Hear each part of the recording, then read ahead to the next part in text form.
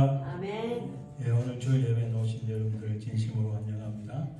이제 우리 찬송 8장 1절 드림으로 하나님 앞에 예배드립니다.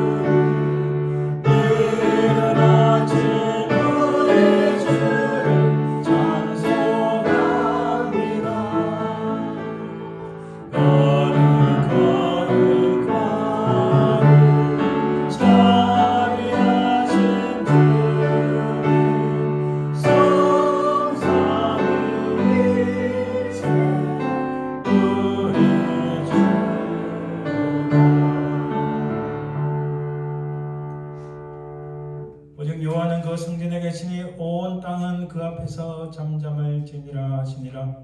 하나님은 영이시니 예배하는 자가 영과 진리로 예배할지니라.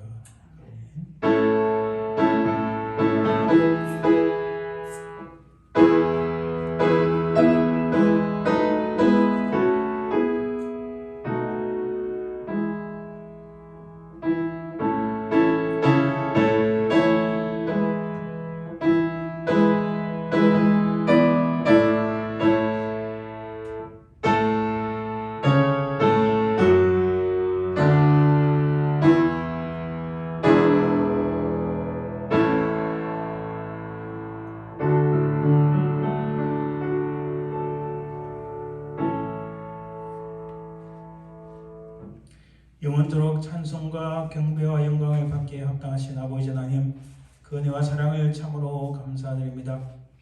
우리 인생의 무엇이간데 하나님의 독생자 예수 그리스도께서 우리 모든 죄악을 속하기 위하여 십자가에 달리셨나이까. 그 은혜와 사랑을 감사드리나이다. 우리가 이 땅에 사는 동안 하나님의 거룩한 영 성령께서 우리 삶을 지키시고 인도하시는 그 은혜와 사랑을 참으로 감사드리나이다. 이 모든 예배가 오직 하나님께 드려지며 오직 하나님만이 이 모든 영광을 받으옵소서. 감사드리며 거룩하신 예수 그리스도 이름으로 기원드리나이다. 아멘. 오늘 하나님 말씀 여러분 시편 27편 말씀입니다. 여호와는 나의 빛이요 나의 구원이시니 내가 누구를 두려워하리요. 여호와는 내 생명의 능력이시니 내가 누구를 무서워하리요. 악인들이 내 살을 먹으려고 내게로 왔으나 나의 대적들 나의 원수들인 그들은 실족하여 넘어졌도다.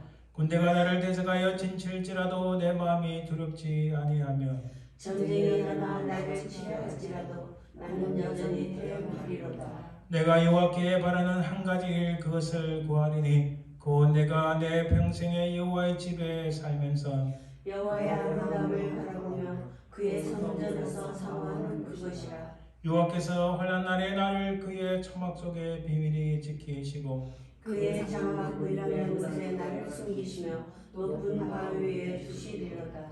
이제 내 머리가 나를 둘러싼 내 원수 위에 들리리니 내가 그의 장막에서 즐거운 제사를 드리겠고 노래하며 여호와를 찬송하리로다. 아멘. 우리 지나간 시간을 돌아보며 하나님 앞에 참회 기도를 드립니다. 하나님, 세상길을 향하여 바삐 달렸던 저희들의 모든 죄와 허물들을 용서하여 주옵소서. 이 시간 간절히 합심해서 기도드립니다.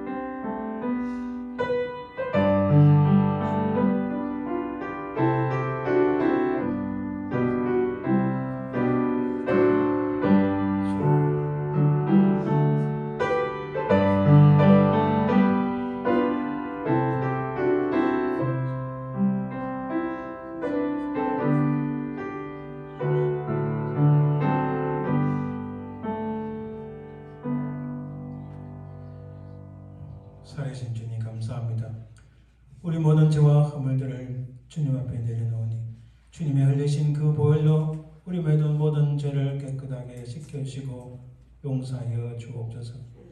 우리를 용서하시고 우리를 살리시는 예수 그리스도의 그 능력에 의지하여 간절히 기도하니 하나님의 우리 간절한 기도에 응답하시고 우리 모든 죄악들을 용서하여 주옵소서. 우리 모든 죄악들이 예수 그리스도의 그 보혈로 말미암아 사하여지고 깨끗해졌음을 믿사오며 그러가신 예수님 이름으로 기도드립니다. 아멘. 사도신경으로 우리 신앙을 고백합니다. 전능하사 천지를 만드신 하나님 아버지를 내가 믿사오며 그 외아들 우리 주 예수 그리스도를 믿사오니 이는 성령으로 잉태하사 동정녀 마리아에 나시고 본디오 빌라도에게 고난을 받으사 십자가에 못 박혀 죽으시고 장사한 지 사흘 만에 죽은 자 가운데서 다시 살아나시며 하늘에 오르사 전능하신 하나님 우편에 앉아 계시다가 저에서 산자와 죽은 자를 심판하러 오시리라. 성령을 믿사오며 거룩한 공의와 성도가 서로 교통하는 것과 죄를 사하여주시는 것과 몸이 다시 사는 것과 영원히 사는 것을 믿사옵나이다. 아멘. 이제 우리 찬송 32장 만유의 주제 찬양드립니다.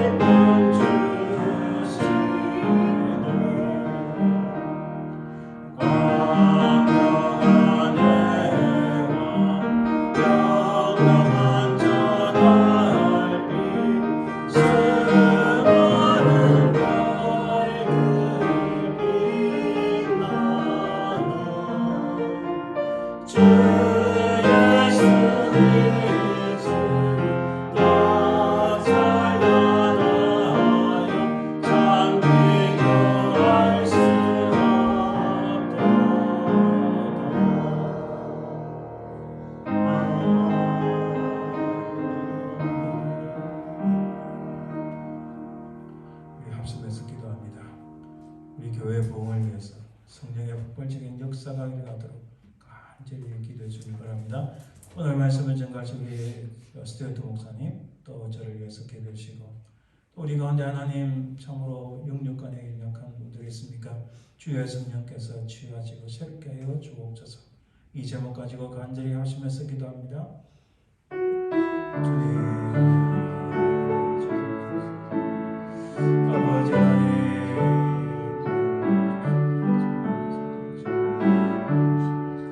주님 도우소서. 사랑해 주님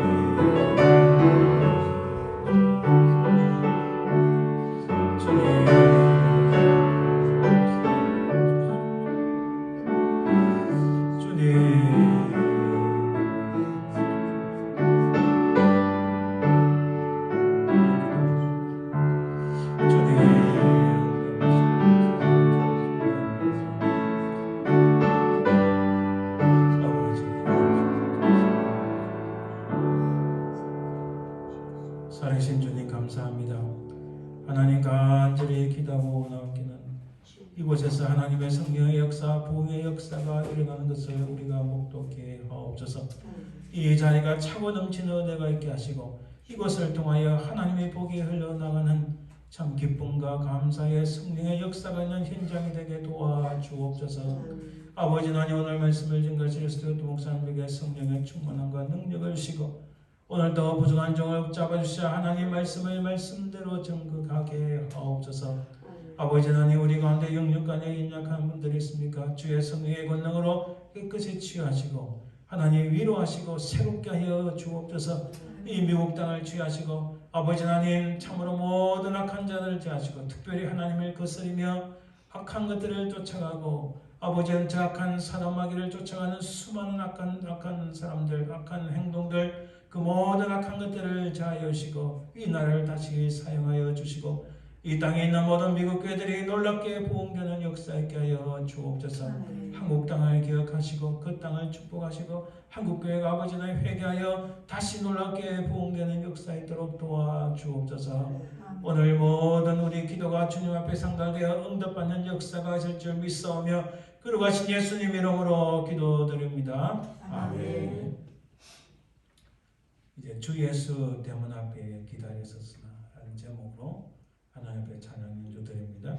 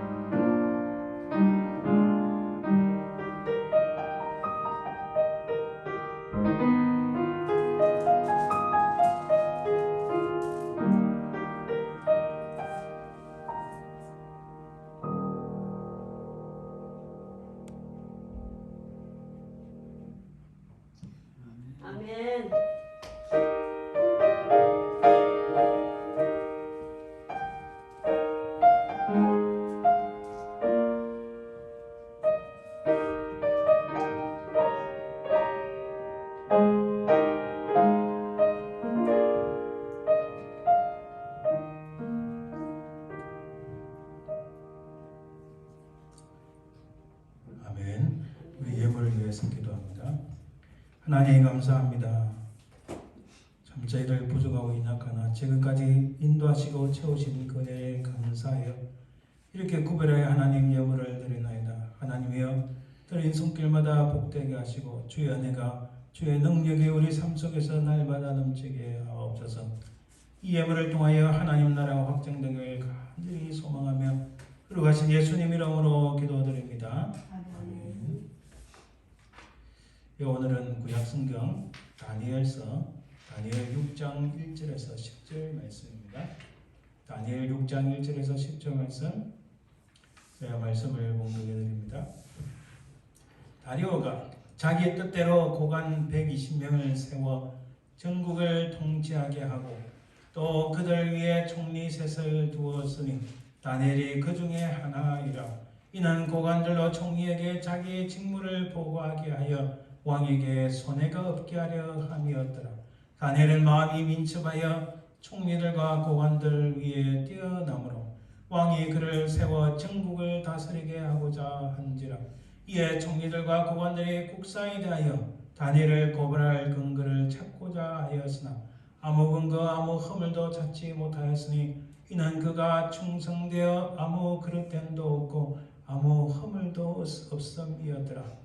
그들이 이르되 이 다니엘은 그 하나님의 율법에서 근거를 찾지 못하면 그를 고발할 수 없으리라 하고 이에 총리들과 고관들이 모여 왕에게 나아가서 그에게 말하되 다리오 왕이여 만수무강하옵소서. 나라의 모든 총리와 지사와 총독과 법관과 관원이 의논하고 왕에게 한 법률을 세우며 한 금령을 정하실 것을 구하나이다. 왕이여 그것은 곧 이제부터 30일 동안에 누구든지 왕위에 어떤 신에게나 사람에게 무엇을 구하면서 사자굴에 던져넣기로 한 것이니이다. 그런즉 왕이여 원하건대 금령을 세우시고 그 조서에 왕의 도장을 찍어 메대와 바사에 꽂히지 아니하는 규례를 따라 그것을 다시 고치지 못하게 하옵소서 하며 이에 다리오 왕이 조서에 왕의 도장을 찍어 금령을 내니라. 다니엘이 조서에 왕의 도장이 찍힌 것을 알고도 자기 집에 돌아가서는 윗방에 올라가 예루살렘을 향한 창문을 열고 전에 하던 대로 하루 3번씩 무릎을 꿇고 기도하며 그의 하나님께 감사하였더라. 아멘. 이제 우리 말씀을 듣기 전에 잠시 기도합니다. 은혜로우신 주님 감사합니다. 이 시간 주의 말씀을 통하여 우리 심령이 새롭게 되고 주의 은혜의 그 말씀의 단맛을 알게 하시고 주의 말씀을 인하여 우리 심령이 기뻐하며 감사한 귀하고 복된 시간 되게 하옵소서. 말씀을 증거하느냐 듣느냐 한결같은 하나님의 크신 은혜를 소망하며 거룩하신 예수님 이름으로 기도드립니다. 아멘. 오늘은 사이에서는 주제로 한 번 더 살펴봅니다. 세상 나라와 하나님 나라 사이에서라는 제목으로 말씀을 나누고자 합니다. 지금까지 우리가 그 사이에서라는 그 주제로 룻기서의 나오미의 텅빔 그리고 나오미의 체험이라는 주제로 살펴보았고 또 그 사이에서 순간과 영원 사이에서라는 주제도 한번 살펴보았습니다. 우리 순간의 인생이 영원하신 하나님 사이에 우리가 있는데 우리가 반드시 알아야 될 것이 있다라고 말씀을 드렸습니다. 또 그 사이에서 우리 평범한 인간의 시간 속에 하나님의 특별한 시간이 있다는 겁니다. 하나님의 특별한 간섭하심으로 홍해가 갈라졌던 것처럼 우리 인생 가운데서도 우리가 그냥 흘러가면 우리는 다 멸망의 그런 죄의 종들인데 하나님의 특별하신 은혜로 우리 주님을 만나게 되고 우리가 하나님을 만나게 되고 주의 말씀을 깨닫게 되는 그런 놀라운 마침 그때라는 시간이 있습니다. 그것이 우리 인생에서 홍해가 갈라지는 그런 순간이었다. 그것을 말씀드렸고 그리고 또 하나는 그 광야 그 사이에서 죄인이었고 옛자였고 죽었던 우리가 용서받고 은혜가 있고 평강을 누리며 새 사람이 됐고 하나님 나라의 백성이 되었던 그 우리가 바로 그 사이 우리 인생은 광야 같은 인생인데 이 광야 같은 인생에서 우리가 무엇을 기억해야 되는가? 그것은 하나님 어떤 분이신지 혹은 하나님 나라에 대한 소망을 기억해야 되고 우리 인생 가운데 채우신 하나님의 은혜를 기억해야 되고 또 나에게 나된 것은 하나님의 은혜임을 기억해야 된다. 이 기억해야 된다는 말씀 우리가 중요하게 살펴봤습니다. 자, 오늘은 그 사이에서 우리가 살고 있는 세상 나라, 이 세상 나라와 우리가 장착하게 될 하나님 나라 사이에서 우리의 삶이 바로 이 현재, 바로 지금, 바로 이 순간에 우리의 삶이 흘러가고 있다. 우리가 이 땅에서 살고 있다는 것입니다.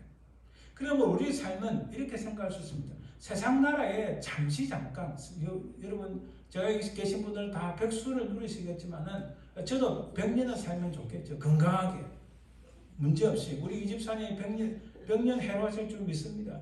100년 살면 얼마나 좋아요, 그죠? 또 우리 두 분 같이 아주 건강한 모습을 100년 살고 기쁘고 감사하게 살면 얼마나 좋아요. 그런데도 100년은 긴 게 아닌 거예요. 영원하신 하나님 나라에 비하면 이거는 우주의 먼지조차도 보다도 더 작은 거예요.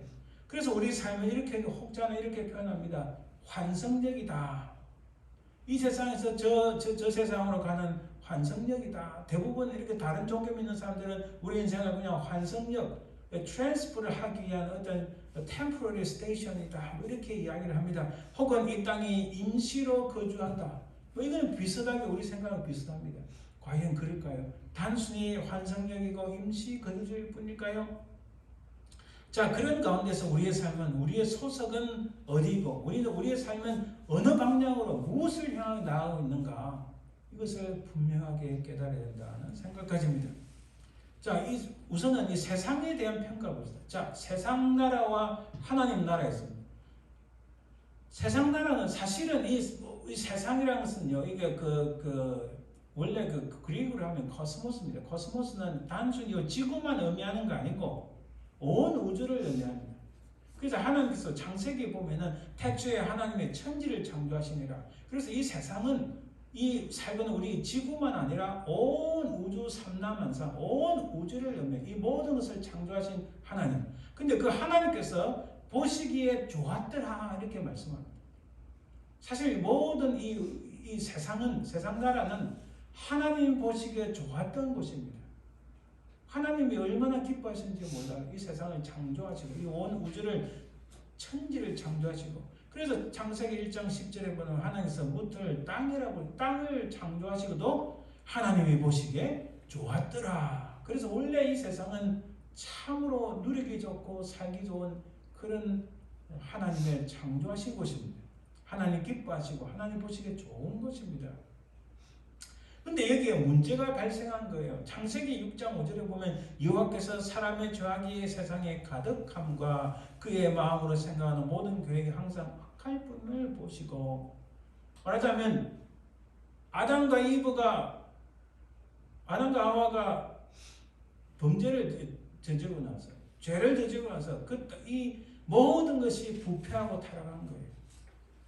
아담과 하와만 부패하고 타락하고 죄를 지은 죄인이 아니라 세상의 모든 것이 부패하고 타락했다. 자, 그 중에서 가장 중요한 사람들, 이 사람의 죄악이 세상에 가득해졌다 이렇게 표현합니다. 그리고 창세기 6장 11절에 12절 보면은 온 땅이 하나님 앞에 부패하여 하나님이 보신즉 땅이 부패했으니 이는 땅에서 모든 혈육 있는 자의 행위가 부패함이었더라. 자, 이렇게 봅시다. 하나님께서 온 천지 만물을 창조하셨어요.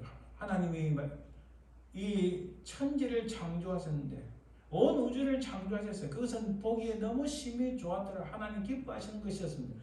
그런데 하나님께서 창조하신 아담과 하와를 통해서 죄악이 이 땅에 들어오므로 온 세상이 부패하고 타락했다. 특히 사람들의 죄악이 세상에 가득하게 되었다. 그래서 이 세상 나라는 죄악으로 가득해서 하나님을 거스리는 곳이 되었다. 참으로 안타까운 일입니다. 죄악이 세상에 들어왔기 때문입니다.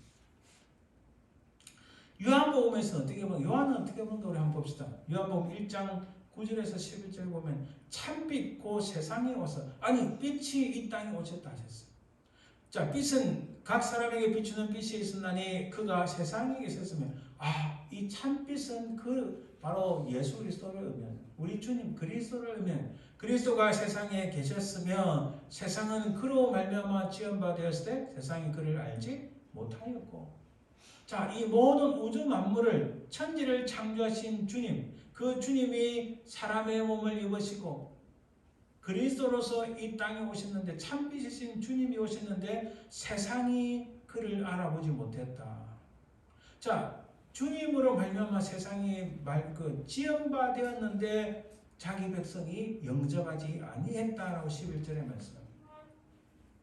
그렇죠. 세상이 죄악이 들어오니까 인간이 부패하고 타락한 것뿐만 아니라 온 우주가 다 부패하고 타락하게 되었다. 그중에 인간의 죄악들이 만연하게 되었다. 요한이 그렇게 말씀합니다. 요한복음 1장 29절에도 이튿날 요한이 예수께서 자기에게 나오심을 보고 이르되 보라 세상죄를 지고 가는 하나님의 어린 양이로다. 이것은 세례 요한이 하는 말입니다. 세례 요한이 1장 29절에 세상 죄를 지고 가는 하나님의 어린 양. 아하, 우리 주님은 그리스도께서는 이 땅에 세상의 모든 죄를 지어가고 담당하시고 이 땅에 오셨다는 것을 분명히 말씀합니다.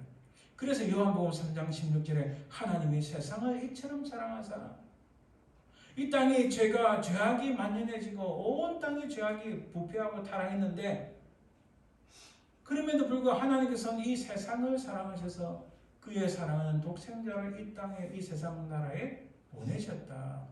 그 사랑하는 독생자를 보내신 것은 멸망하지 않고 영생을 얻게 하려 하십니다. 라고 이렇게 말씀합니다.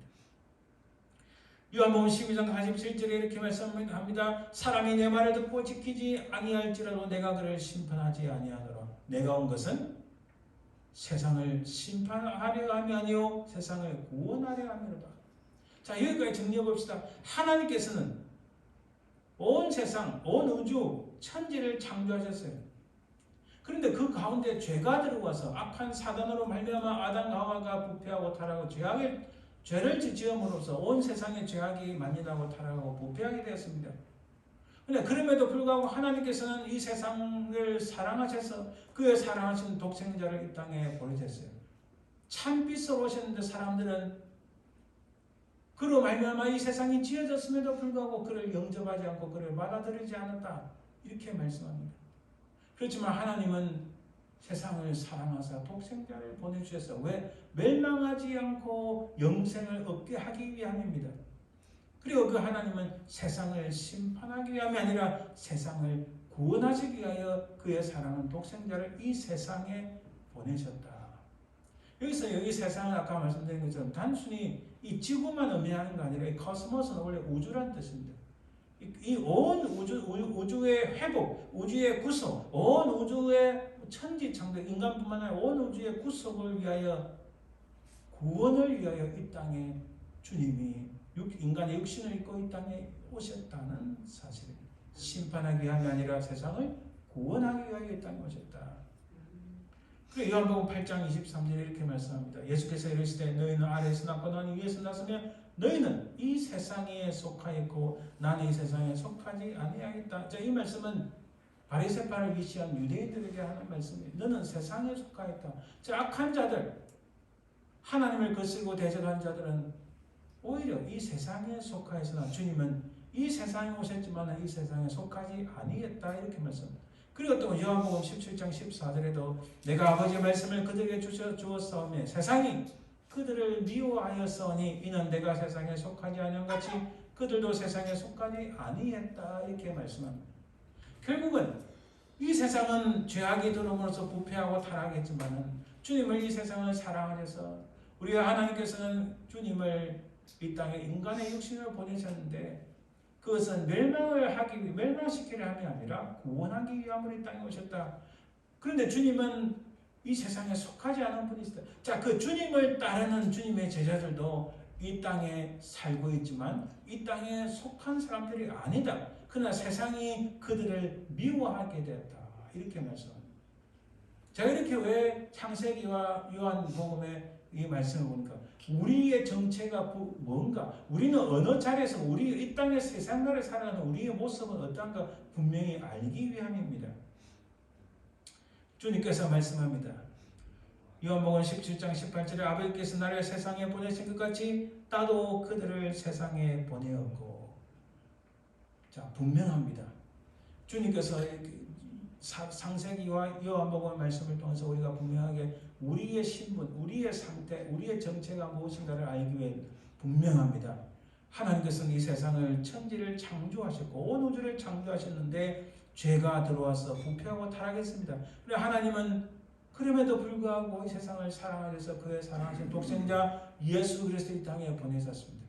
그는 참빛으로 이 땅에 오셨는데 어둠에 인 세상은 주님을 영접하지 않았습니다. 그러나 주님은 이 땅에 오셨지만은 이 세상에 계셨지만은 이 세상에 속하신 분은 아닙니다. 주님을 거스리는 모든 악한 유대인들, 바리새파를 비롯한 모든 그런 악한 자들은 세상에 속하였지만은 주님과 주님을 따르는 제자들은 세상 속에 있지만 세상에 속하지 않은 사람들입니다. 이게 놀라운 사실이에요. 그런데 주님께서는 그의 제자들을 이러한 세상 속에 내가 너희들을 보낸다 이렇게 말씀하셨어요. 자, 여기서 우리의 정체가 분명히 드러납니다. 지금 우리는 육신을 입고 이 땅에 두 발을 딛고 이렇게 살아가고 있습니다. 여전히 우리는 세상 나라에 속해 있습니다. 이 땅이 아무리 타락하고 부패도 우리는 이 땅에 살아가고 있습니다.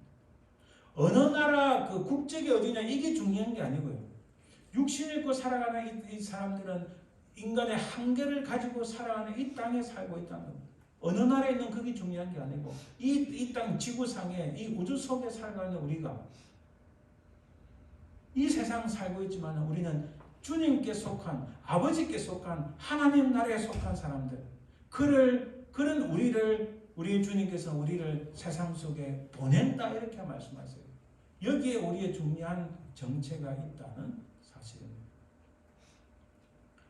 자, 주님은 빛으로 이 세상에 오셨는데 세상이 그를 알지 못했지만 주님은 이 세상을 사랑하셨습니다.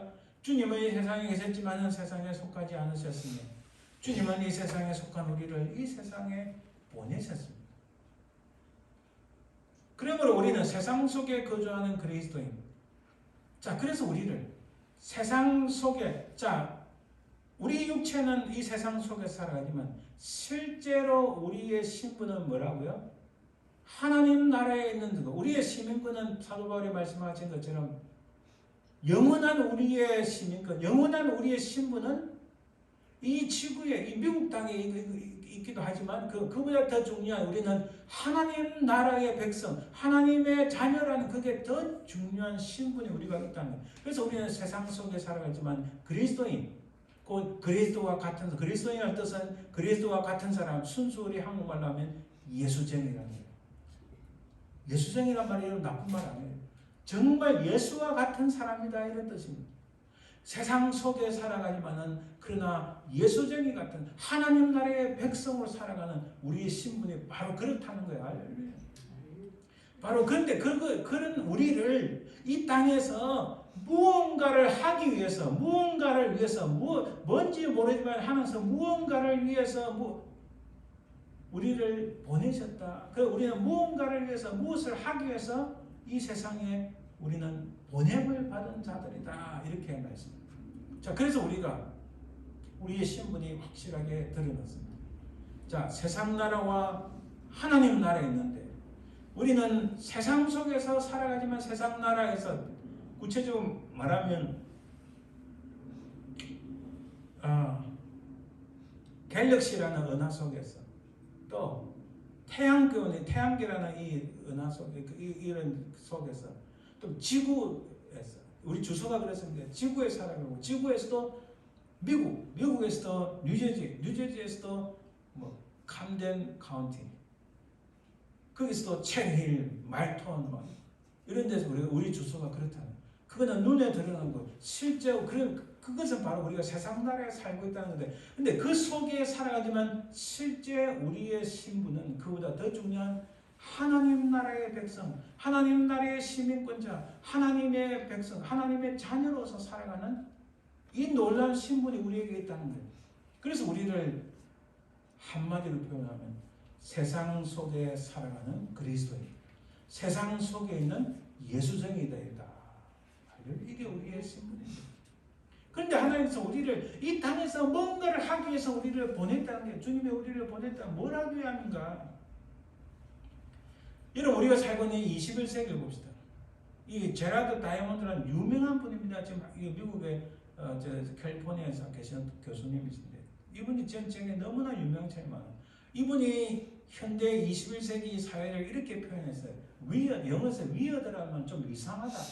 사실 이것은 이상하다보다 더 정확한 의미는 기괴하다. 뭔가 좀 이게 안 맞다. 뭔가 좀 기괴하다는 말 아시겠죠? 그런 뜻입니다. 이게 무슨 의미냐? W는 Western, educated, 서양의 educated, 교양 있고, industrialized, 산업화되었고, rich, 부유하며, democratic, 민주적이지만은 결국은 기괴한 사회다. 이렇게 표현합니다. 와, 제가 이분이 표현한 걸 보고 깜짝 놀랐습니다.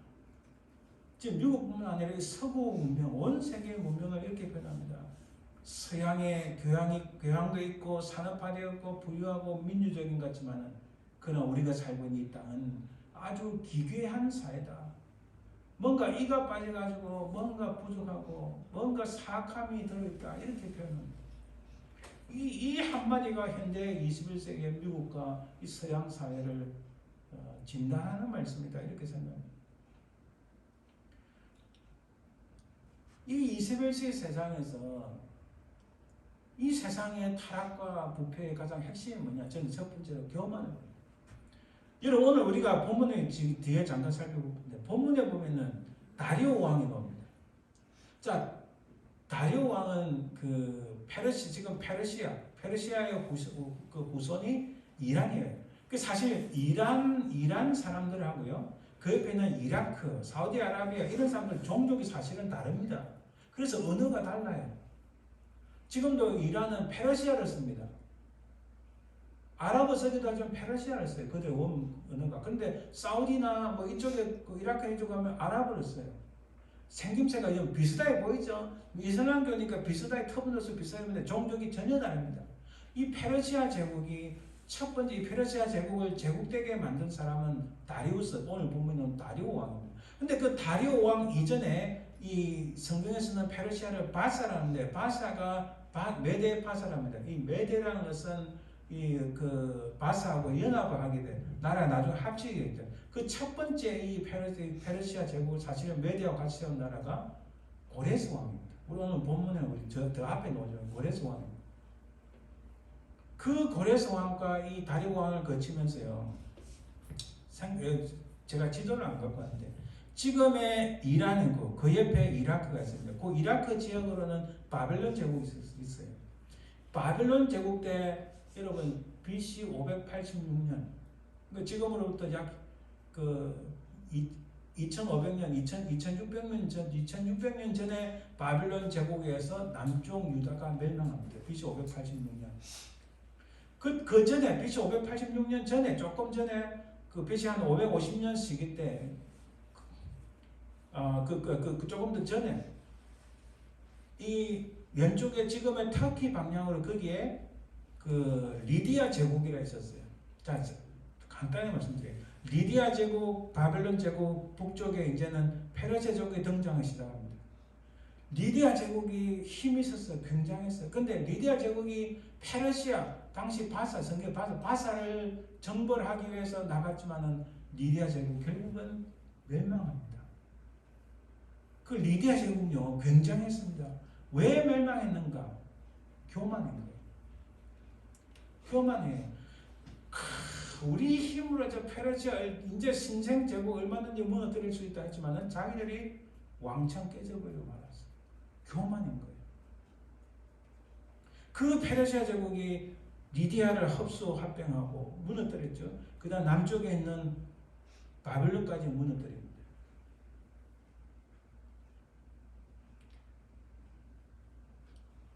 온 제국들이 무너지는 두 번째 이유가 우상이에요. 우상은 물질의 우상, 돈을 숭상한다는 거죠. 권력을 숭상하고 명예를 숭상합니다. 우상은 눈에 보이는 것만 우상이 아닙니다. 물질과 권력과 명예로 인하여 무너집니다. 또 하나 중요한 것은 음란인 거예요.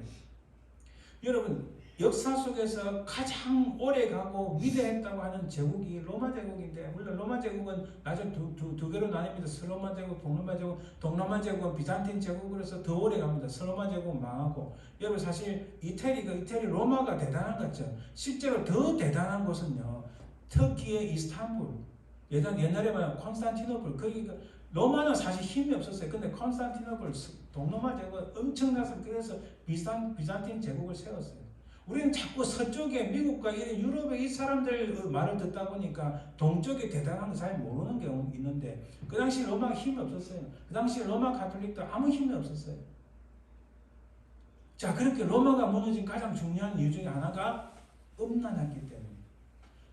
달리 말하면, 쉽게 말하면 목욕탕 문화가 발전하면 망하는 거예요. 목욕탕 문화가 발전하면 망하는 겁니다, 여러분. 재밌죠?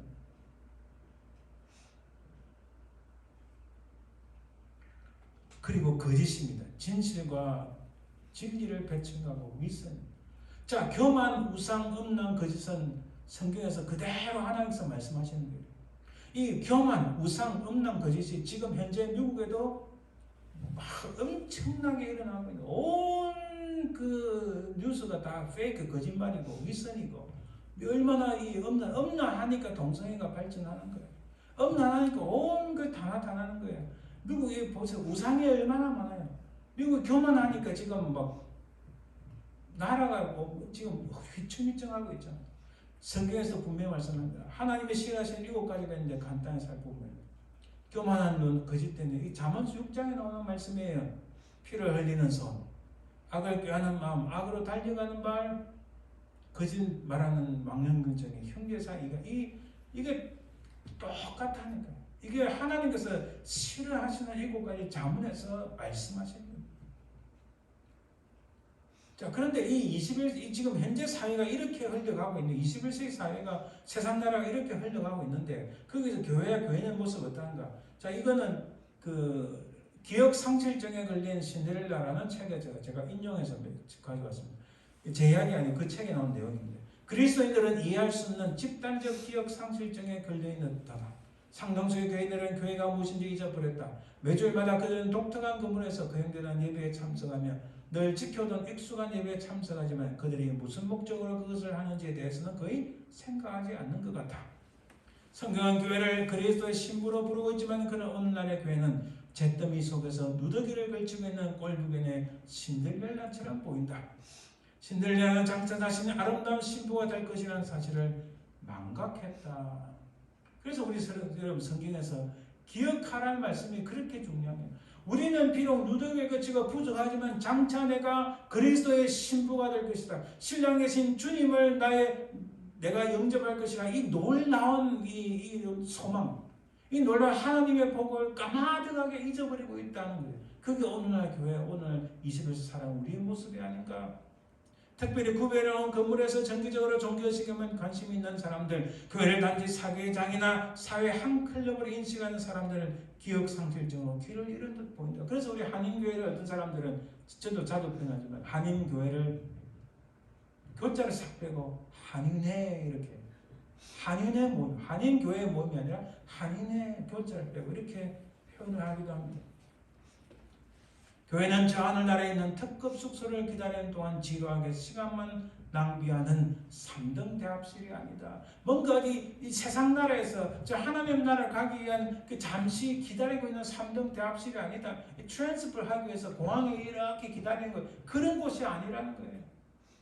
교회는 하나님 나라 건설에 관심을 가지고 그 확장을 위해 쓰임을 받는 것이다. 누더기를 걸친 채 하염없이 하늘만 바라보는 홈리서 사람들이 아니라 풍성하게 세상 것에 대하여 거침없이 승리하며 살아가는 새롭고 영원한 신데렐라이다. 저는 여기서 한 가지 더 추가하고 싶어요. 우리는 이 땅에 비록 연약하게 때로는 육신 때문에 고민, 건강 때문에 고민하고 자녀 때문에 고민하고 여러 가지 슬픔과 고통과 아픔이 있지만은 그것이 이 세상 속에 살아가는 우리의 삶이지만은 그러나 우리는 그리스도인, 예수쟁이들, 하나님 나라를 나가기 위한 소망을 가진 사람들. 그래서 우리는 하나님의 왕자, 공주님이라 사실. 할렐루야. 신데렐라하고 차원이 안 돼. 우리는 하나님의 왕자, 하나님의 공주, 나는 하나님의 왕자예요. 할렐루야. 이 놀라운 이것을 깨닫고 이것을 가지고 있어야 돼요. 그래서 때로는 슬픔이 있고 때로는 마음의 고통이 오고 어떤 데 근심과 염려가 불안이 오지만은 그러나 나는 하나님의 왕자 이렇게 해요. 하나님의 공주라고 생각하세요. 할렐루야. 자, 그래서 우리 이제 점점 오늘 우리가 무엇을 생각하는가 가지고 인간의 시간이 이렇게 흘러갑니다. 근데 그게 하나님의 특별한 시간이 있다고 그러죠. 가장 중요한 하나님의 특별한 시간은 그리스도께서 이 땅에 첫 번째로는 초림입니다.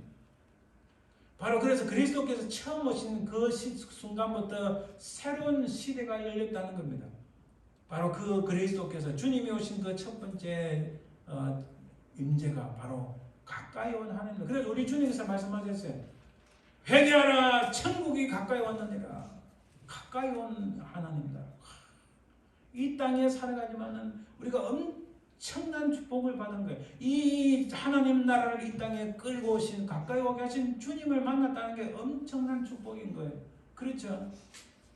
자, 그래서 우리는 인간의 시간이 흘러가는 이 땅에서 우리 육신을 입고 살아가지만은 하나님 나라의 새로운 시대, 새로운 스페셜 타임, 그 특별한 시간을 체험하고 사는 우리는 중복되어 있는 세상에서 살아가지만은 육신의 이 땅에 있지만 우리는 어디 소속이라고요? 하나님 나라 소속. 그래서 우리는 새로운 자라, 새로운 인간이다 하지만 실제 그걸 달리 말하면 신인류라는 거예요. 신인류. 제 말 이해하시나요? 신인류.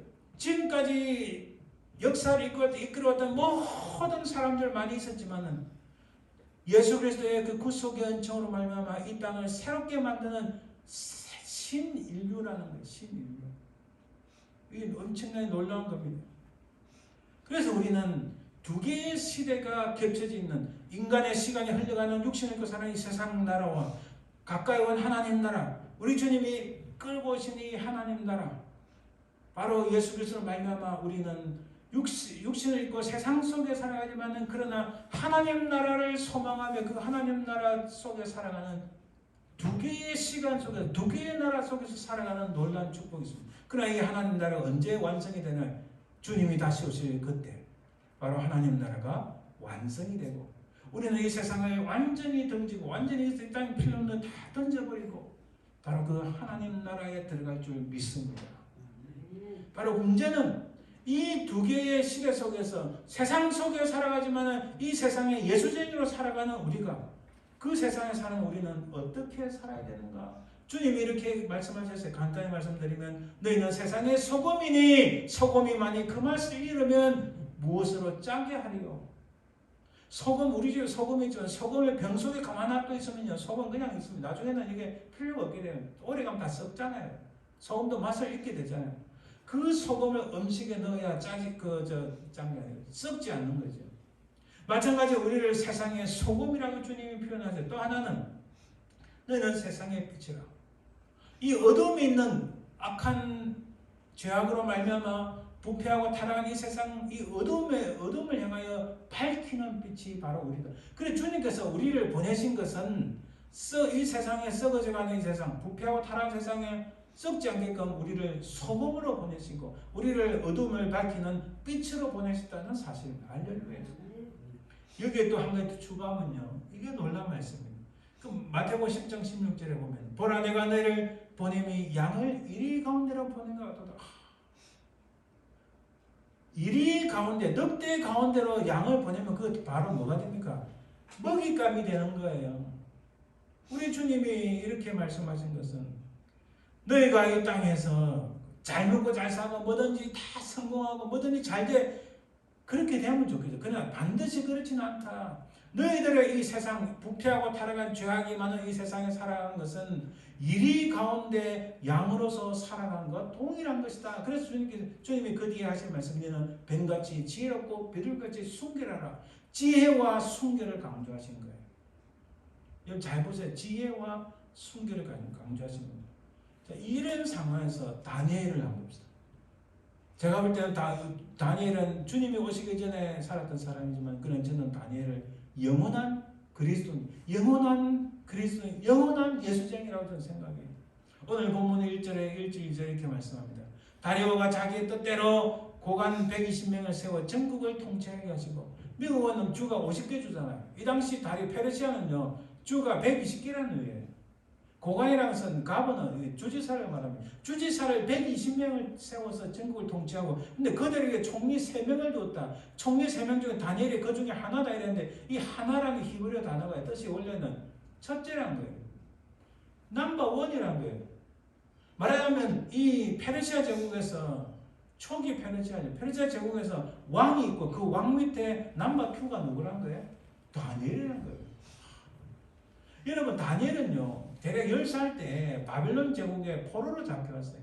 이민이 아닙니다. 유학이 아니에요. 포로, 노예로 잡혀왔어요.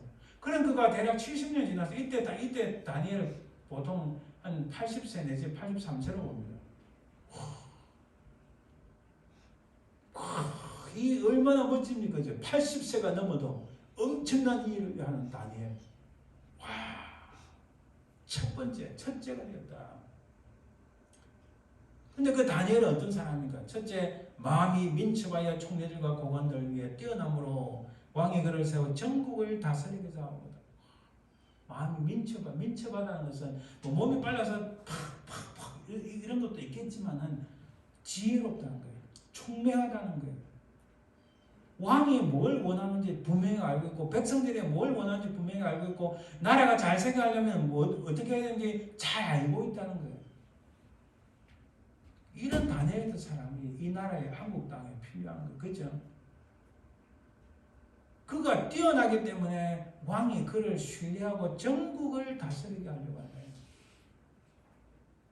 또 사절에 보니까 이게 총렬과 고관들이 국사에 대하여 다니엘을 고발할 근거를 찾고자 했으나 아무 근거, 아무 허물도 찾지 못하였다. 아까 그랬죠. 주님이 우리를 이 땅에 보내신 것은 소금으로 빛으로 그리고 이리 가운데 사는 양인데 이 양 같은 인생이지만은 어떻게 하라고요? 지혜롭고 순결하라. 이 다니엘 보세요. 지혜롭고 3절에 얼마나 지혜로워요. 4절에 얼마나 순결해요. 순결하니까 아무 근거, 아무 허물도 찾지 못하였다 이렇게 말합니다. 다음에 다니엘을 꼭 한번 만나보세요. 그래서 제가 이 잉글리시 네임을 다니엘을 꼭 하고 싶은데 우리 큰애가 갖고 오는 바람에 제가 줘버렸지만 다니엘을 정말 만나고 싶은 마음이 있어요. 얼마나 이 사람이 대단한 분인가. 그리고 계속 말씀합니다. 이는 그가 충성되어 아무 그릇됨도 없고 아무 허물도 없습니다. 아무런 그릇됨도 없고 허물도 없다. 참 놀라운 분입니다. 그리고 그런데 4절에 이 타락한 세상에 있는 이 악한 자들은 질투와 의심과 겉모술수와 거짓이 판을 치는 거예요. 이에 총리들과 고관들이 국사에 대하여 다니엘을 고발할 근거를 찾고자 했으나 이게 두 명의 총리와 나머지 고관들, 나머지 주지사들이 이 다니엘의 어떤 흠집을 찾아서 이 다니엘을 무너뜨리려고 했지만은 아무런 근거를 못 찾은 거예요. 그래서 5절에 보면 그들이 이르되 다니엘은 그 하나님의 율법에서 근거를 찾지 못하면 그를 고발할 수 없으리라. 이 사람이 다니엘이 그 유다에서 온 사람이고 그 노예 출신이고 이걸 잘 아는 거예요. 그래서 그가 다른 거 흠집이 전혀 없으니까 흠집을 털면 먼지 다 나와 털어봐 이런데 아무래도 털어도 먼지가조차 안 나오니까 이 사람이 유다 사람 출신이고 하나님을 섬긴다는 걸 딱 알고 그걸 가지고 지금 올까 매려고 하는 거예요. 그거 가지고 술수를 부리는 거예요. 그래서 하나님의 율법에서 근거를 찾지 못하면 그를 고발할 수 없으리라. 아주 악한 자들도 이거는 지혜로운 게 아니라 사악한 거예요.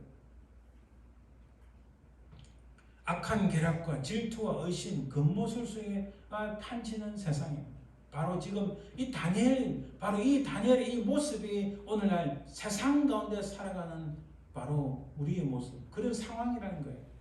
빛이 없는 어둠과 타락과 죄악의 세상은 바로 이런 것처럼 겉모술수, 참된 지혜가 아니라 악한 사악한 생각, 사악한 겉모술수, 거짓, 윗선, 질투, 의심 이런 것들로 이 세상 나라가 움직이고 있다. 바로 그 속에서 다니엘은 어떻게 했는가? 바로 그 속에서 영원한 그리스도인 진짜 예수쟁이 같은 이 다니엘은 어떻게 했는가? 우리가 그것을 보는 겁니다. 7절에 보니까 나라의 모든 총리와 지사와 총독과 법관과 관원, 이거는 뭐 행정부의 총리든 주지사 그리고 사법부에 말하면 그다음에 입법부의 국회의원들 모두가 다 이 다니엘을 무너뜨리려면 다니엘은 도저히 다 당할 수가 없잖아요. 그렇죠? 모든 관료직에 있는 자들이 이 악한 자들이 다니엘을 무너뜨리려고 합니다. 당해낼 수가 있습니까? 이 너무 힘든 거예요. 그래 그들이 악한 아이디어를 낸 게 뭐냐면 7절에 이제부터 30일 동안 왕에게 찾아가서 이야기합니다. 왕이 그것은 곧 이제부터 30일 동안에 누구든지 왕 외에 어떤 신에게나 사람에게 무엇을 구하면 사자굴에 던져넣기로 한 것이다. 왕이 최고입니다. 모든 사람들이 왕 앞에 엎드리고 절해야 되는데 왕 외에 다른 것들에 절하면은 그것은 이 30일 동안 왕 외에 다른 것들에 절하면은 사자굴에 던져넣는 법을 만듭시다. 이렇게 왕이 듣기에 너무 기분 좋거든요. 그렇죠? Mr. President, by 뭐뭐 우리 이렇게 합시다. 뭐 듣기 좋거든요. 어리숙하면 지도자 어리숙하면 어리숙한 게 아니라 악한 자들의 계략으로 나오는 거예요. Mr. President, 우리 이렇게 합시다. 저렇게 합시다. 그래서 왕이 8절에 금령을 세우고 그 조서에 왕의 도장을 찍어 메대와 바사에 고치지 아니하는 규례를 따라. 자, 이 악한 자들도요 법을 잘 아는 거예요. 이 악한 자들이 지금 다니엘이 유다에서 온 사람이고 하나님의 율법을 지킨 사람들, 그거 두 개를 다 이용해서 정말로 누구도 생각하지 못하는 교묘한 술수로 다니엘을 무너뜨리려고 합니다. 이렇게 교묘한 술수로 무너뜨리려고 하면 누가 당해낼 수 있겠어요? 그것도 한두 명이 아니라 행정부, 입법부, 사법부에 있는 모든 관료들이 다 이렇게 다니엘을 무너뜨리려고 하는데 왕 빼고요. 이에 다니엘 왕이 도장을 찍어 금령을 내립니다.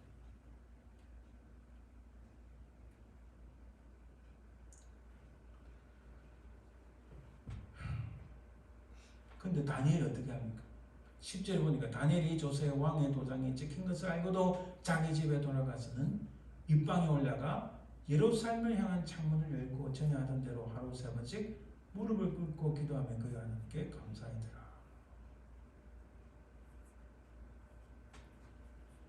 그 모습을 보고 이 악한 자들이 왕을 찾아갑니다. 그 악한 자들이 왕을 찾아가서 나오는 말씀이 다니엘서 6장 13절, 오늘 우리 읽지 않은 본문이지만 그들이 왕 앞에서 말하여 이르되 왕이여 사로잡혀온 유다 자손 중에서 딱 나옵니다. 여러분, 사로잡혀온 유다 자손, 그죠? 이 다니엘에 대해서 저 사람 대해서 모든 정보를 다 캐내. 그러니까 이 다니엘은 사로잡혀온 포로들이었다는 거 딱 이게 강조해서, 자, 왕이여 사로잡혀온 노예였는데 이게 조금 요즘 그 왕의 은총을 입어서 좀 이게 일을 잘하게 된 이 유다 출신 사람이 있습니다. 근데 이 사람 이름이 다니엘인데 이 다니엘이 왕과 왕의 도장이 찍힌 금령을 존중하지 아니하고 하루 3번씩 기도하나이다. 이 순간에 왕이 속이 뜨끔하면 아차, 내가 속았구나. 이 나쁜 놈들이 다니엘을, 내가 사랑하는 충실한 나의 신하 다니엘을 없애려고 이것들이 모의를 했구나, 작당을 했구나, 술수를 부렸구나, 다 이렇게 나옵니다. 이게 빠져나갈 수가 없네요. 왜냐하면 왕이 이 인장을 탁 찍은 것은 아까 나오잖아요. 바꿀 수가 없는 규례가 있는 거예요. 바꿀 수 없는 규례가 딱 있으니까 왕도 어찌 할 수가 없는 거예요. 자, 이것이 당대 다니엘이나 우리가 맞대놓고 살아가는 이것이 바로 우리가 살고 있는 이 세상의 모습이라는 거예요. 이 다니엘을 통해서 보면 우리가 살고 있는 세상은 똑같다는 거예요. 이것이 그리스도인의 현실이며 실존이다. 여러분, 집이 막 부흥하고 막 먹을 것이 넘치고 일이 잘 되고 할 때는요, 일 잘 되고 뭐든 잘 될 때는 막 넉넉합니다. 그죠? 막 거지들이 홈리스 피플라도 막 풀어주고. 근데 조금 어려지고 막 예민해지고 신경질이 막 이래 되면 하나라도 물고 늘어져가지고 문제가 돼요. 여러분, 그 모습이요, 지금 다 미국이 잘 될 때는 잘 나갔지만 지금 엄청나게 잘못돼요. 모든 지표가 미국이 엄청난 계속 하락하고 있다는 지표가 연일 뉴스에 나오는. 이 일반 뉴스에 안 나오지. 그건 보여주지도 않아요. 연일 땅에 떨어지는데 바로 이런 세상. 지금 다니엘이 살았던 그 당시 때는 지금 이때 이보세요. 왕을 꺼놓고 행정부의 총리 그 두 명, 그리고 모든 주지사들, 입법부의 모든 의원들, 모든 의원들, 모든 법관들, 이들이 다 다니엘을 잡아 죽이려고 이 하나님을 섬기고 올바르고 진실하고 순결하게 사는 다니엘을 없애려고 하는 이 모습이 오늘 이 땅에 살아가는 우리의 모습과 흡사합니다. 온 세상이 지금 예수님 믿는 사람들, 그리스도인들을 무너뜨리고 하는 이 상황이 그때 다니엘은 지금 우리나라 휘동이랍니다. 이것이 우리 이 세상 속에 살아가는 우리 그리스도인들의 현실이며 실존입니다. 이것이 현대사회가 하나님을 거스리며 대적하는 세상의 진면목입니다. 하나님을 거스리고 하나님 사람들을 몰아내고 하나님을 대적하는 이들이 바로 하는 것이 바로 지혜로운 같지만 아주 사악한 생각, 아이디어를 가지고 꼼짝달싹 못하게 만드는 것. 이게 지금 세상의 진면목이라는 거죠. 이것이 오직 권력과 물질에 사로잡힌 세상의 진짜 정체라는 것. 그 옛날 창세기에 아담과 하와로 말미암아 죄가 세상에 들어오고 타락하고 부패하고 온 세상이 이 죄악에 관여하는 것이 지금까지 왔어요.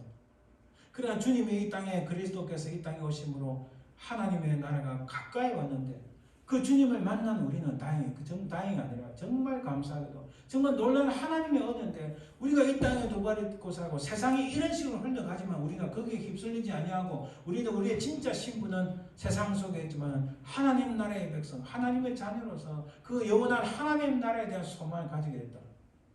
그리고 이 세상에서 다니엘 같은 이런 어렵고 힘든 상황에 맞닥뜨려 있지만은 어떻게 할 것인가? 다니엘의 삶의 방식을 봅시다. 다니엘의 10절로 봅니다. 다니엘이 이조스의 왕의 도장이 찍힌 것을 알고도 자기 집에 돌아가서는 윗방에 올라가 예루살렘으로 향한 창문을 열고 전에 하던 대로 다른 거 없어요. 전에 하던 대로 하루에 3번씩 무릎을 꿇고 기도하며 그 하나님께 감사하였더라. 할렐루야. 참 저도 사람이니까 기도가 잘 안 될 때가 있어요.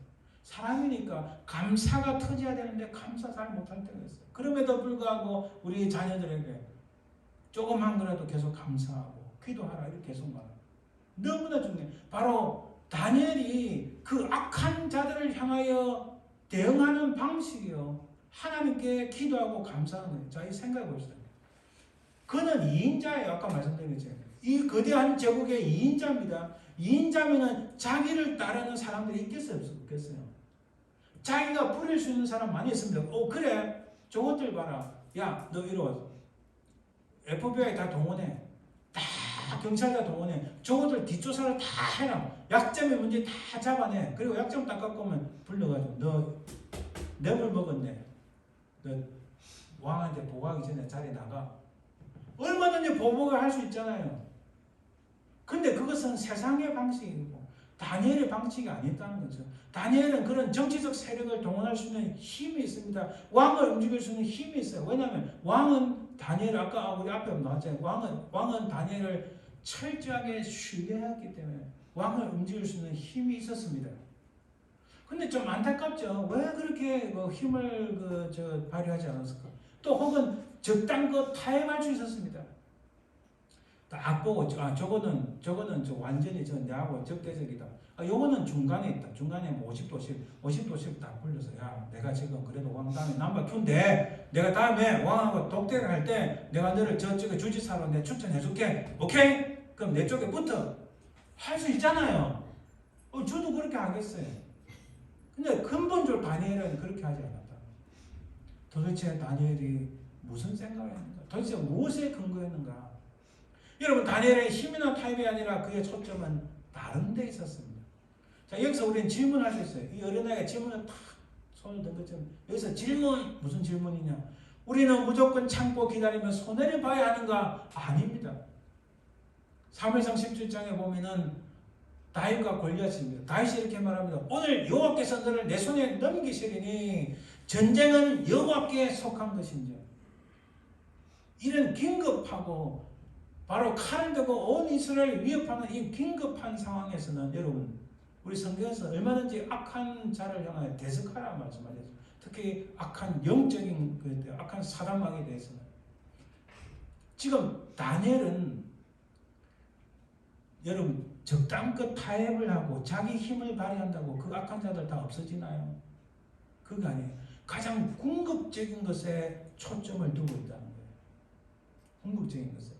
지금 다윗도 여호와께서 너를 내 손에 넘기시리니 전쟁은 여호와께 속한 것이라 말씀하셨지만은 그가 골리앗에 초점을 두고 있지만 그러나 실제로는 골리앗보다도 하나님께 초점을 두고 있는 다윗이 초점은 같습니다. 우리가 무조건 참고 있을 게 아니라 때로는 다윗처럼 대적에서 이겨야 할 때도 있는데 지금 다니엘의 이 상황에서는 대적이 아니라 대적하면 똑같은 세상의 방식으로 가기 때문에 겉모술수를 써야 되고 위선을 해야 되고 거짓말해야 되고 의심을 해야 되고 그런 방식이 아니라 지금 다윗은 바로 앞에 있으니까 겉모술수 쓰고 무슨 의심하고 그런 상황이 아니잖아요. 다니엘의 상황은 전혀 다르다. 다니엘의 적극 대응 또는 반격을 몰랐던 것은 아닙니다. 그 상황, 온 고관 대작들이 업무와 거짓을 펼치는 그 순간들에서 다니엘의 최고의 비책은 기도하며 감사하는 것입니다. 그는 도대체 무슨 감사를 했을까요? 그는 바벨론 포로로 잡혀왔습니다. 10살째 포로로 잡혀와서 바벨론의 느부갓네살 벨사살 왕 이 두 왕의 그 꿈을 해석해주는 이 놀라운 신비한 능력, 그건 하나님께로부터 왔습니다. 그리고 새 친구와 풀무불을 통해서 하나님의 함께하심을 체험했습니다. 그리고 메데파사 총리가 되기까지 70년 동안 자신을 이끌어온 하나님의 그 은혜와 경험을 보건대 내가 여기서 나도 저 악한 자들처럼 술수를 부리고 모의 작당하고 또 그들을 잡아 없애고 내 힘을 발휘하고 적당과 타협하는 이것이 근본적인 해결책이 아니라 생각한 거예요. 그러면 그가 무슨 기도를 했는가? 아마도 저는 이 다니엘서 9장에 이런 기도를 하지 않았을까? 그가 금식하며 베옷을 입고 제를 듣고 덮어쓰고 주 하나님께 기도하며 간구하기를 결심하고 언약을 지키시고 그에게 인자를 베푸시는 이시여 우리는 이미 범죄하여 패가며 행악하며 반역하여 주의 법도 학교를 떠나서니 그가 자기 자신과 자기의 그 조상들 이스라엘 백성들을 위하여 유다 백성들을 위하여 예루살렘에 남아있는 사람들을 위하여 기도한 것이 우리가 죄를 지었고 우리가 하나님의 말씀을 떠났고 그렇지만 언약을 지키시고 인자를 베푸시는 하나님이여 우리에게 은혜를 주옵소서. 이 지금 온 수백 명의 고관 대각들이 이 다니엘을 죽이려고 하는 여기에 관심이 있는 거 아니에요. 이걸 물론 문제가 발생하지만 어려움이 있지만 고통이 따르지만 오해가 따르지만 그것보다 근본적인 것에 관심을 두고 기도를 합니다. 나의 하나님이 이미 그의 천사를 보내 이 다니엘서 9장 22절 3절 말씀입니다. 나의 하나님이 사자들의 입을 봉하셨으므로 사자들이 나를 상해하지 못하였으니 자 다니엘이 결국은 사자굴에 떨어졌어요. 6장 22절 사자굴에 떨어졌는데 그 사자굴에서 나온 다니엘이 이렇게 고백하는 겁니다. 나의 하나님이 사자들의 입을 봉하셨으므로 또 다니엘이 자기 하나님을 믿음이었더라. 사자굴에서 구원함을 받았잖아요. 이미 많은 경험을 통해서 하나님께서 적극적으로 계획을 가질 것을 믿었던 다니엘. 그런데요, 타락하고 죄악의 세상에서 다니엘이 살아가는 방식이 이게 가장 중요한 첫 번째라면 두 번째는 왕이 이 말을 듣고 그로 말미암아 심히 근심하며 하여 다니엘을 구원하려고 마음을 쓰며 6장 18절 19절에 보면 왕이 밤새도록 금식하고 왕이 새벽에 일어나. 자, 제가 오늘 드리는 말씀이 이겁니다. 세상은 하나님 보시기에 좋았고 하나님 기뻐하시는 세상이었는데 이 우주였는데 죄가 우리 속에 들어오므로 세상이 부패하고 타락했습니다. 그리고 세상의 그 다니엘서를 보면 세상이 흘러가는 방식이 다니엘을 무너뜨리기 위하여 겉모술수를 행하고 모의를 행하고 악한 모의를 행하고 위선하고 거짓말하고 의심하고 이런 악한 짓을 행하는 이 모습이 바로 세상에 오늘 우리가 20일 살아가는 세상과 동일하다는 거예요. 그런데 다니엘은 자기 힘으로서 뭔가 대응을 할 수 있고 또 자기가 어떻게 세력을 규합해서 또 그들에 대해서 대적할 수 있고 적당껏 타협할 수도 있었지만 다니엘은 그렇게 하지 않았다. 그가 행한 궁극적인 대응의 방식은 첫째, 지금까지 70년 동안 살아온 자기의 경험을 통해서 하나님은 이 일에 반드시 개입하신다.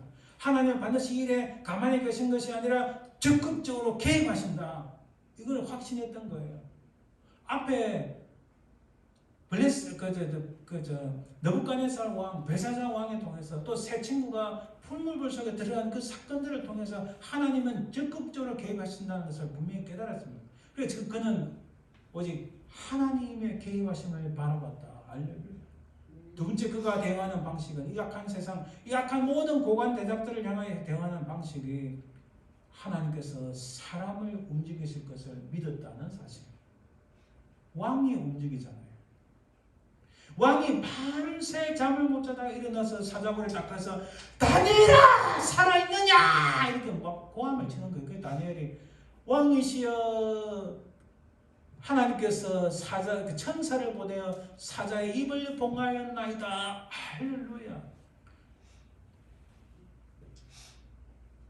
신뢰의 남자 다니엘이 평소 때 지혜롭고 순결한 이 다니엘이 왕의 신뢰를 가득 충만하게 있으니까 신뢰의 다니엘이 하나님께서 그 신뢰의 다니엘 왕을 움직이시는 거예요. 사람을 움직이시는 하나님, 인간의 술수를 넘어서서 역사하시는 하나님, 바로 그것이 다니엘의 세상을 향한 대응 방식이었다는 것을 우리는 깨닫습니다. 이것을 무엇이라고 합니까? 세상이 감당하지 못하는 사람, 히브리서 11장에 나옵니다. 세상이 아무리 엄청나다 할지라도 이 다니엘 한 사람을 대응하지 못하는, 감당하지 못하는, 할렐루야. 그 세상에 사는 우리는 어떠합니까? 이것이 당대의 다니엘이나 우리가 맞대놓고 살아가는 세상이고 그리스도인의 현실이며 실존이라고 앞서 말씀드렸습니다. 이것이 현대사회가 하나님을 거스르며 대적하는 세상의 진면목이고 이것이 오직 권력과 물질에 사로잡힌 세상의 진짜 정체입니다. 여기서 세상 사람들은 어떻게 해요? 이런 게 유행합니다. 그 세상에 사는 우리는 이런 책들이 유명해요. How to succeed in your life. 너 인생에서 어떻게 성공할래? 성공하는 방법 7가지. How to succeed in your life. 내 성공하는 방법 10가지. 뭐 이런 똑같은 제목 3개만 갖고 왔어요. 이런 책들이 막 차고 넘치고 우리를 유혹하고 막 그 엄청 무슨 다른 수단을 강구해도 그 세상에 사는 우리의 대응 방식은 우리는 세상에서 온과 세상에 비치고 이리 가운데 보냄을 받은 우리의 방식은 무엇인가요? 직접 역사하시며 사람들을 움직이시는 하나님을 신뢰하고 내 인생 살아보니까 하나님께서 매 순간마다 내가 깨달았든 깨달지 못했던 하나님께서 직접적으로 간섭하시며 내 인생을 인도하시더라. 오케이, 너희들 온 권력을 갖고 나를 대항한다 할지라도 하나님께서는 이 순간에 내 인생 가운데 직접적으로 개입하셔서 반드시 나를 인도하실 줄 믿는다. 하나님의 직접적인 인도하심을 바랐던 다니엘. 그것이 우리가 이 시대에 살아가는 이 세상을 향하는 대응 방식 중에 하나라는 거예요. 그리고 하나님께서는 바로 사람을 움직이면서 그 문제를 해결하십니다. 하나님께서는 당시 최고의 권력자 넘버원 왕을 움직이시는 거예요. 할렐루야. 바로 이런 세상 속에서 살아가는 우리의 삶의 대응은 다니엘처럼 그래 내가 이 땅에 살아보니 우리 젊은이들에게 얼마든지 이야기할 수 있습니다. 이 땅에 좀 살아보니 우리 아들한테 그러거든요. 내가 수많은 사람들 만나고 이 땅에 살아보니 하나님께서는 반드시 우리 삶 속에 그의 기뻐하신 뜻에 따라 직접적으로 개입하신다. 그 하나님을 신뢰해야 된다. 그리고 하나님께서는 우리를 사랑하셔서 사람들을 움직이셔서 우리를 도우신다. 그것도 그냥 대충 사람들이 아니라 넘버원의 사람들을 움직이신다. 할렐루야. 우리 그런 체험을 합니다. 우리 큰아들 통해서도 그런 역사가 있는 거 제가 다 시간상 말 못하지만 이런 놀라운 역사들이 있는 겁니다. 그런데 거기서 우리가 꼭 기억해야 할 것은 다니엘처럼 지혜롭고 순결한 삶. 그저 내가 이 땅에 있는 잠시지만 나는 영원하신 하나님 나라, 나는 하나님 나라의 시민권을 가진 자로서 하나님의 자녀로서 그 놀라운 소망을 가져가며 바라보며 그것을 잃지 말고 세상 속에 있지만은 하나님 나라를 소망하며 이 땅에서 진실하고 다니엘처럼 순결하며 지혜로운 삶을 살 때에 하나님께서는 우리 어떤 어려움 속에서도 세상이 아무리 우리를 무너뜨리려고 한다 할지라도 세상이 감당할 수 없는 사람이 되어 하나님께서 우리 속에 직접 역사하시고 개입하시고 사람을 움직여서 우리 삶을 인도하신다는 사실을 여러분 꼭 기억하시는 이 놀라운 체험을 함으로 믿음으로 승리하시는 저와 여러분들 되시기를 주님 이름으로 축원드립니다. 기도합니다. 살아계신 아버지 하나님 감사합니다. 이 세상은 죄악으로 말미암아 부패하고 타락했지만은 이 세상은 하나님을 믿는 사람들을 무너뜨리기 위하여 온갖 악한 일을 행하지만 그러나 그 속에서 우리는 다니엘처럼 오직 하나님께 초점을 두고 순결하고 지혜롭고 진실하여 오직 진리만 쫓아가며 믿음으로 살아가는 저희들 되게 도와주옵소서. 우리는 하나님 나라에 대한 영원한 소망이 있고 그 하나님 나라의 시민권자로서 하나님의 자녀 백성으로서 끝까지 소망을 잃지 않고 이 땅에서 믿음으로 승리하는 저희들 되게 도와주옵소서. 주님 감사드리며 걸어가신 예수님 이름으로 기도드립니다. 아멘. 430장 찬송드립니다.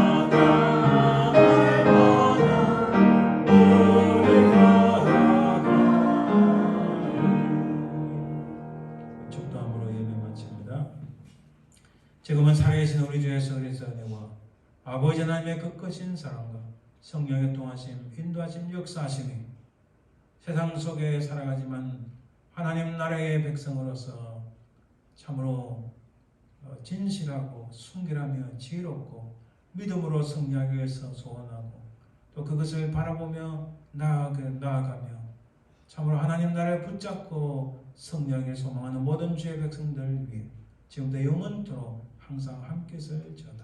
아멘.